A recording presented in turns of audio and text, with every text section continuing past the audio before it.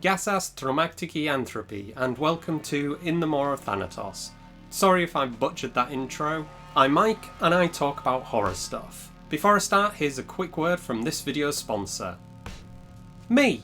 I have a new book. It's a collection of short stories and novellas. It includes tales of insanity, beastly creatures, body horror, and cosmic terror that I hope will put the wiggins up you and give you unpleasant dreams. You can get your copy on Amazon Kindle. I'll put the link in the description. I want to make you look at that dark shadow in the corner of your room and wonder what lurks there. So please follow the link, give it a look. If you're so inclined, if you can afford to, then please buy a copy. Back to the video. The birthday celebrations continue as this month I go on holiday to one of my favourite places to be, Rhodes, which I'm very much looking forward to. I'm so excited! So what better time than to look at Greece's first zombie movie. Weirdly, despite all the myths and legends that have populated Greek storytelling for thousands of years, they aren't particularly prevalent for contributions to the modern horror genre, which is just really strange to me. They seem like the perfect place to have films made based on their history and their stories. Since this is a zombie film, I'm going to be making a zombie. Obviously. I'll be using this pattern from Beastly Crochet, which was designed by Brenda K.B. Anderson. I'm going to be using it as the base for the project, and I'll tweak a few things here and there just to make it more suitable. I like to do things like that with patterns that I don't write, just to make them a little bit more personal. So get ready for sun, flesh eating, and some crazy early 2000s editing as I discuss Evil to Kako, based on the UK box art, which translates to Evil, the Evil. The film starts with a time-lapse of dawn in Athens, the sun making its way across the sky until we hear the sounds of machinery and crashing noises.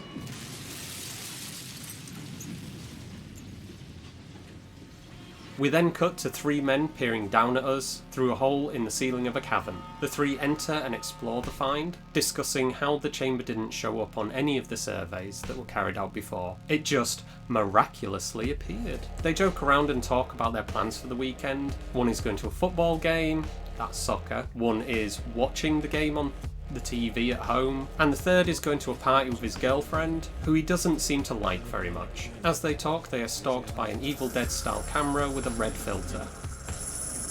Eventually, it lunges for them. Title card. We jump to later, and the second of the three is sat at home watching the game on TV. This is Giannis. He's the only one of the three men from the cave that actually gets a name, and we're treated to another creeping shot as his wife tells him off for swearing at the match. His daughter, Jenny, reveals herself to be the creeper with a jump scare. Like all good movie dads watching sports, he tells her to go away.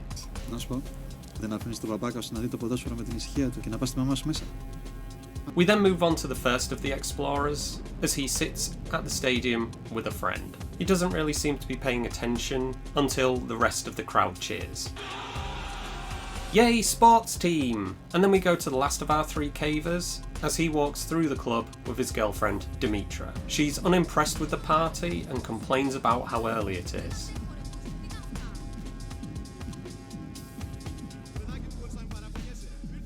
The three of them talk simultaneously about the cave that they found. The film hops between the three of them as they finish each other's mustaches. Demetra loses her temper with her boyfriend and leaves the party. Just in time too, as her boyfriend suddenly turns and attacks the other patrons of the bar. She is unaware of this as she is outside and down the street within the 10 seconds that it takes between her turning around and his transformation. As her gentleman friend is busy snacking on partygoers, Demetra jumps into a cab that's waiting outside the club. The driver immediately starts to hit on her, causing her to get out, and she walks back in the direction of the club. But when she sees her boyfriend shambling out, followed by a bunch of other people, she gets right back in the car, not wanting to have to deal with him. Instead, she has to deal with the driver, who introduces himself as Argyris. And as they drive away, in the background we can see chaos unfolding. which looks kind of cool if you don't look too closely. We go back to the guy at the football stadium, and he explains that once they entered the cave, he had no recollection of leaving. As soon as the words leave his lips, he attacks his friend and those around him. In this zombie movie, people turn pretty much instantly, so insanity just erupts, and we get a pretty sweet edit. To Giannis, who starts to choke, his eyes turn red, and he launches himself at his wife.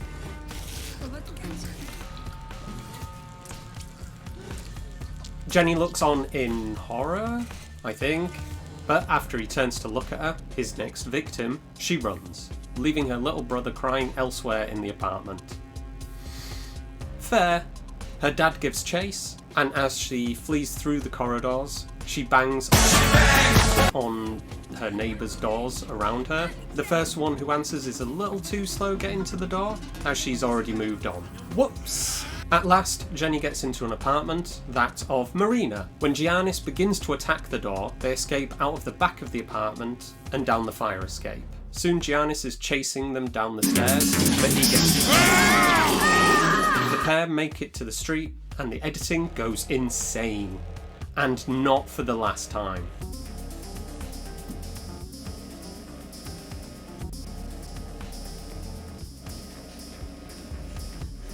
Suddenly, someone plummets down to the asphalt. Foolishly, Marina joins another person in checking on the downed man. Before she can reach him though, he gets up and attacks the other hapless helper. Why did I write it like that? Scriptwriter me, why do you hate me? Having seen plenty already, Jenny and Marina are on the run again, with more crazy editing, which this time is accompanied by some banging tunes.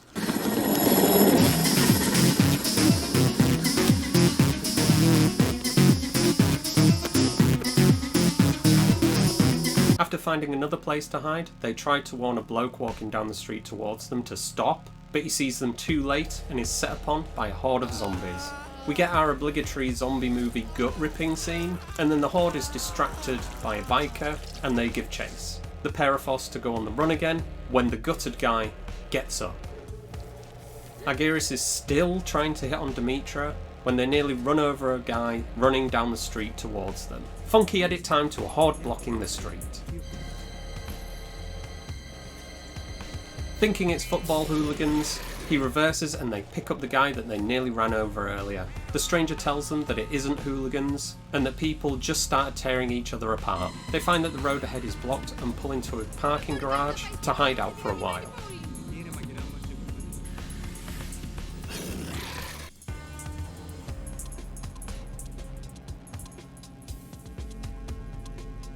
Marina and Jenny have set up camp in a building site. They talk about the events of the night, and like the others, they believe that it will pass. In the parking garage, Argyris and Andreas, that's the stranger's name, watch as Demetra paces to and fro trying to call her mother. But since they are 3 levels underground, the call won't go through. Eventually, Andreas offers to take the phone and go up to try for her, whilst he checks what's happening. Once he gets to the surface, he manages to speak to Demetra's mother and tells her that her daughter won't be home tonight. The reddest of flags! But not in a zombie movie. Whilst he's distracted, a zombie creeps up on him and attacks. I think it's fair to say that our new friend loses it a little bit.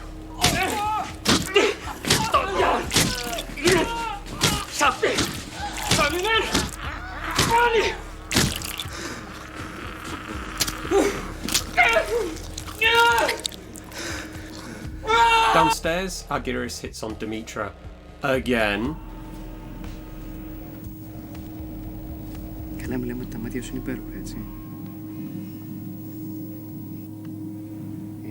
Έλα. Δεν το ξέρω ότι είσαι τρελή και παλαβή για μένα. I swear, this guy is relentless. Andreas turns up with his prize, if you can call it that, and tells them that they're stuck there for the night. The next morning, Jenny and Marina wake up at the construction site, hoping that it was all a dream. Well, obviously not, you've just woken up in a construction site, unless that's pretty normal for you. They decide to move on, only to be attacked by a man wielding an axe. Marina pulls off some kung fu clairvoyant shit and stops him mid-swing.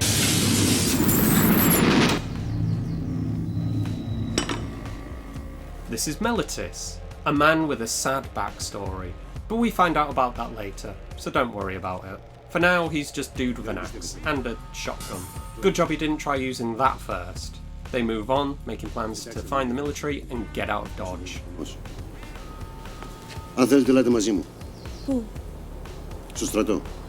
Και γιατί να σε εμπιστευτούμε? And that's our gang. There is another survivor that we meet later, a soldier, but let's just say he isn't around for very long. Now that's as much as I'm giving you. I know it kind of seems like a lot, or maybe it doesn't, but all of that happens in about the first 30 minutes. So yeah, I'm not going to give you any more.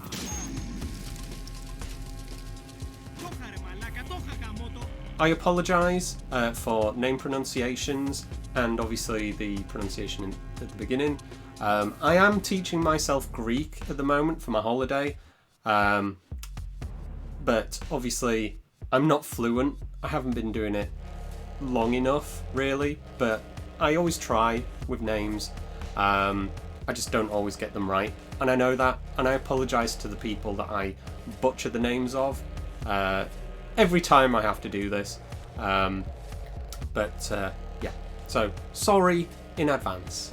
Kako, to give it its proper Greek name, was released in 2005, made for 140,000 euros. I don't know how much it grossed because, well, the internet has failed me on this.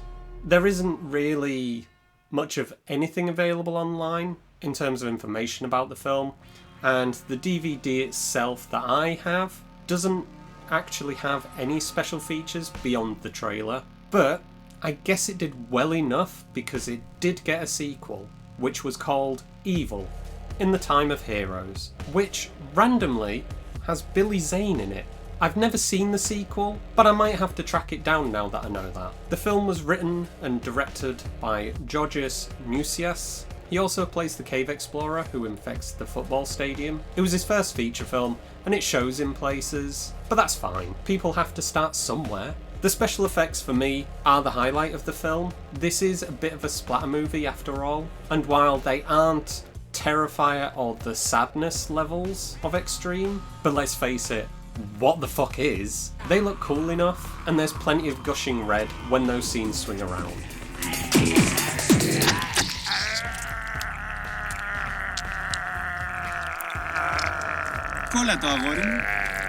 There are some pretty weird bits in it. The big face-off in the restaurant after they meet Soldier Man is a pretty bizarre action sequence.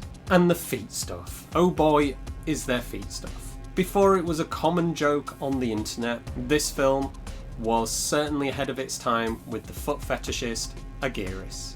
Yeah, not only does he repeatedly hit on Demetra, but he, well, yeah. Τώρα μου κάνεις μια χάρη. Τι? Θέλω να σου κλείψω τα πόδια. Τι? Λέω, θέλω να σου κλείψω πάρα πολύ τα πόδια.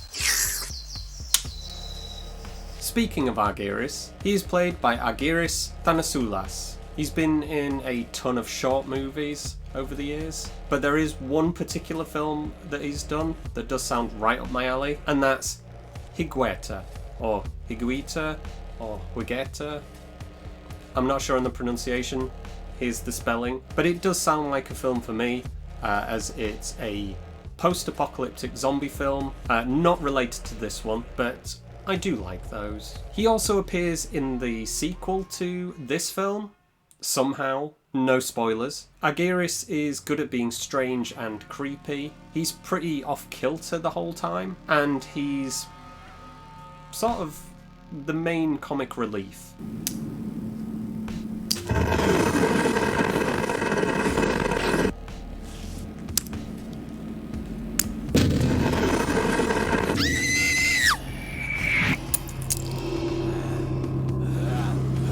Demetra Stavrola Tomopoulou is the unwilling love interest. She's pretty good, but unfortunately hasn't made much of anything else besides this film, so I don't really have anything to say about her. Meletis Georgidis is, well, Meletis. Either the actors had trouble remembering their assigned character name, or the writer just didn't feel like giving the men in the film an alias.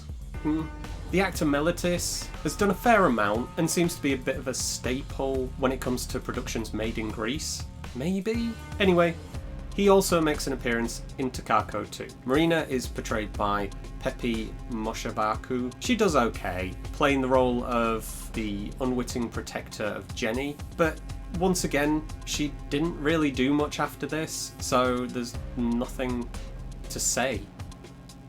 Again, sorry. Finishing off the last of our core survivors is Jenny, Mary Sony. Her acting is a little bit flat at the beginning,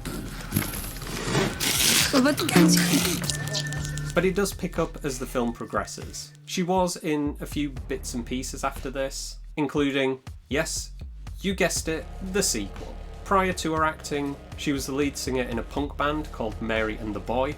I did actually look them up, and they're not too bad.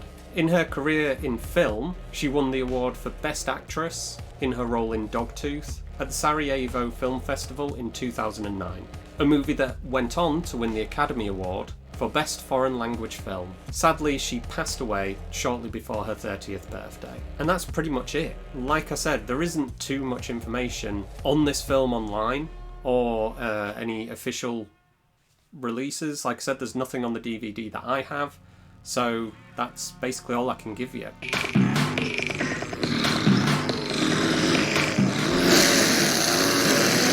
Would I recommend Kako?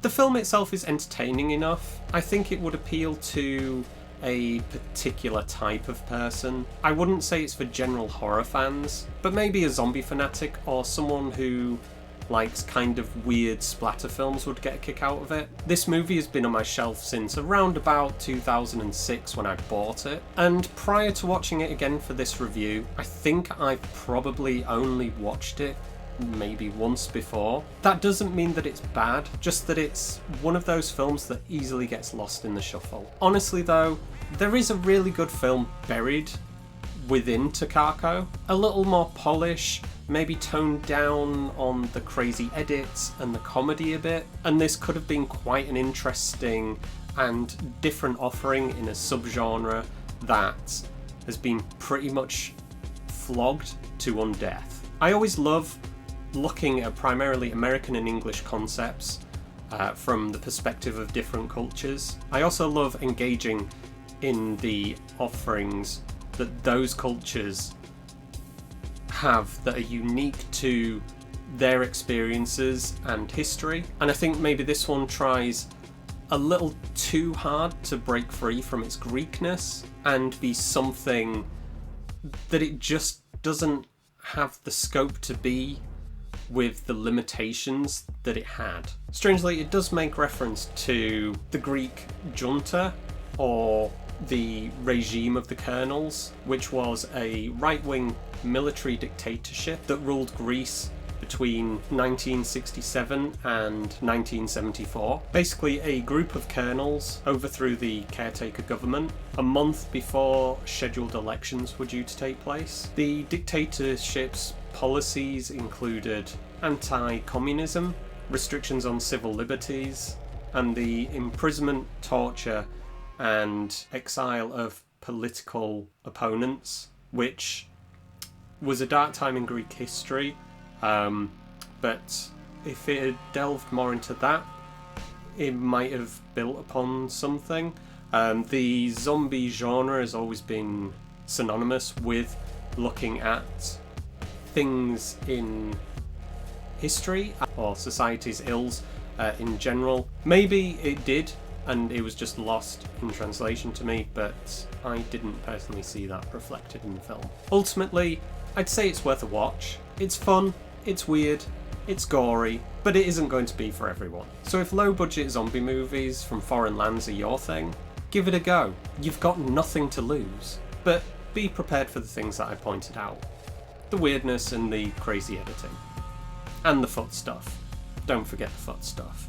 So there we have it. 20 hours of work. Not that it looked like that, or maybe it did. Like I said, I made some alterations to the pattern, so his clothes are separate to his body. Not that you can actually take them off, because, you know, his head's a bit big. And I've added some intestines coming out, because what good zombie film, or what good zombie anything, ignores the classic gut ripping. As mentioned in the review, there's the good old gut ripping scene, so I had to pay homage to that because it's in every single good zombie film. So his intestines are on the outside, or rather his insides are on the outside. Unfortunately, he doesn't have a name yet, so maybe pop your suggestions down in the comments down below. He will be going up for sale. I'll include a link to where that will be on the description for the video, so check that out, along obviously with the link to my new book 13, a collection of horrors. Follow the link and give a zombie a home. He's a cute little dead body guy. Brr. Okay, I'd best leave it there and go and catch my flight. So if you enjoyed this video, please leave a like and subscribe. Remember to stay safe, stay weird, and most importantly, stay spooky. Thank you for watching. Adiosas!